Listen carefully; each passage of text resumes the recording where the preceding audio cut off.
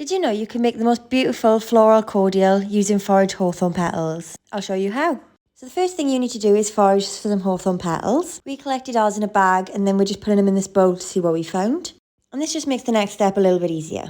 So now for the fun part, at least for me, it's just washing and separating the petals. If like me, you were the weird kid who loves sorting Skittles, you will love that. Next, you need to zest a whole orange into whatever pot that you're using to cook in. We have this giant pot, which was a bit unnecessary, but it's just what we had on hand. Then break up 2 cinnamon sticks and crunch them all in. Hopefully you'll find this a little bit easier than I did, as I am clearly weak.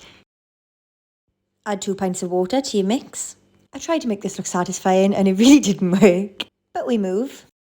Pop on the lid and simmer for 20 minutes. Take off the lid, add your hawthorn petals, and then simmer for another 40 minutes. I didn't say this was going to be quick, but it is going to be worth it, I promise. When it starts to get all thick and syrupy and gooey, you know it's ready for the next step, and this is the fun part, again. This whole thing is fun, what do I mean? So we just put a muslin cloth in through a sieve, and we're just pouring all that in, getting ready to squeeze all the juice out and get the lovely syrup that's left. So you don't want no bits in there, bits are gross. Once they're in there, just start patting them down.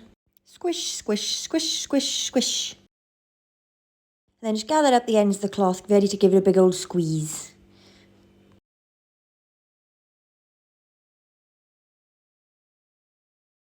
And you'll never guess what? We're putting it back into the pot. But after we've cleaned it, you could clean it first and then we pour it back into the pot.